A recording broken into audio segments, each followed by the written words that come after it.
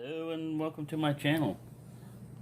Well, this is in a response to an open tag that I believe was originally started by the EDC Den, but I saw it on Patty's Potato Peelers, and the Jersey Knife Guy put one up. And I don't know what the parameters are other than put up your most intimidating knife and your least intimidating knife. So I have some honorable mentions, and I have the ones that, if you want to go with fixed blade, and if you don't want to go with fixed blade, and you want it just to be folding. Alright, so let's get to the meat of the matter right away. SD Classic. I mean, you know, this one is, Victorinox SD Classic. Frankie and Bird. So, I mean, you've got cartoon drawings of birds with knives. This guy's got a cleaver. That might be Clyde. She's got names for all the different ones. But, you know, I mean, here's your knife. I mean, so it's not much.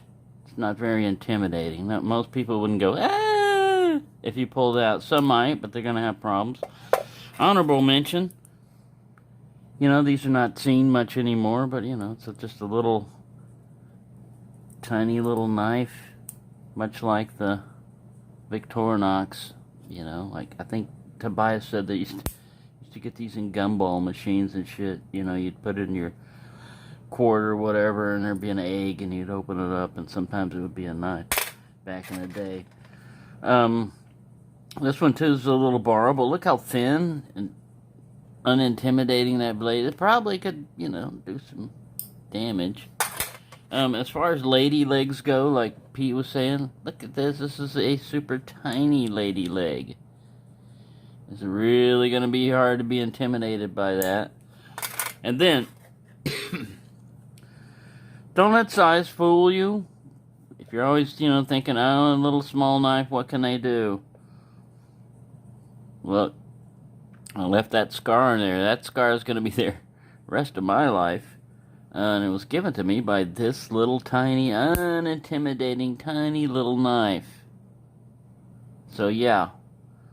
That's another thing. Intimidation.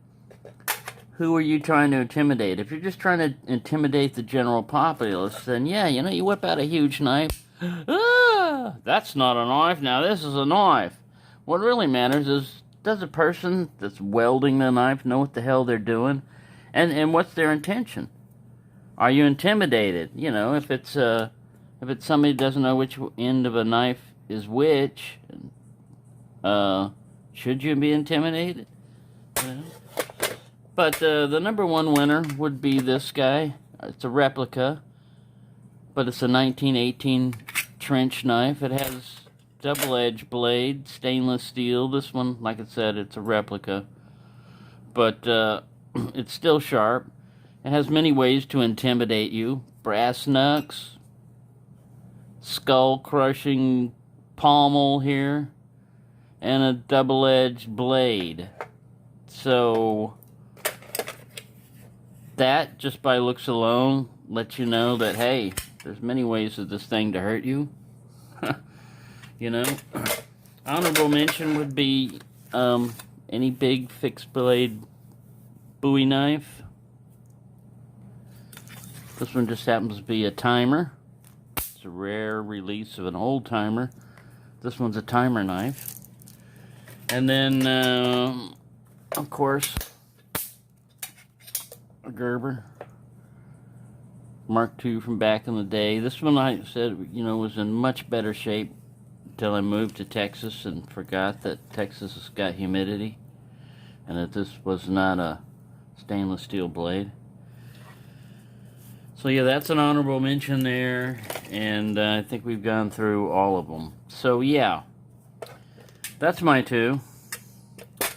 Now, if it was going to be on daily carry, what would I, you know, always use? Because I don't daily carry that. But that wasn't the parameter, was it? It was, you know, like, what's your least intimidating knife and most intimidating knife? So yeah, fixed blades, any fixed blade. But what intimidates you more?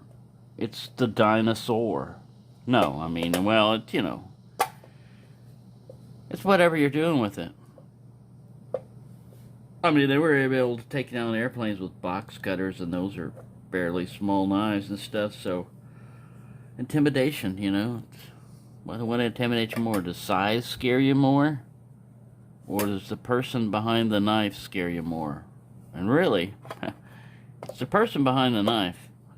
If you're talking about intimidation, if you're worried about what is it trying to do, is it trying to instill fear or trepidation? So there you go. I know it's a long-winded one. See if you can carry this. And this guy's got a bigger mouth. Oh, he almost did it. Beware of dinosaurs carrying pocket knives. Oh, look at that. Uh-oh.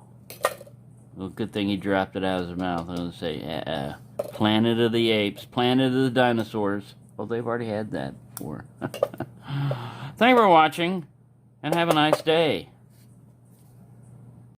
Back in the day, in the 60s, if you had a switchblade, that was intimidating. They usually weren't made very well, and they weren't very expensive, but they were illegal. They were illegal to have, so if someone had one, already you knew they didn't give a crap about the law. And it was usually fast. That scared people how fast it was deployed, and that's why a lot of times it was banned, and still is in a lot of places, automatic knives. But this is a good example of one, of what they look like. And so that was, you know, a lot of that was intimidation because of the reputation they had, you know, with gangs and stuff like that. Most of it was Hollywood. But anyway, it's all in what intimidates you. Like I said, size isn't always it.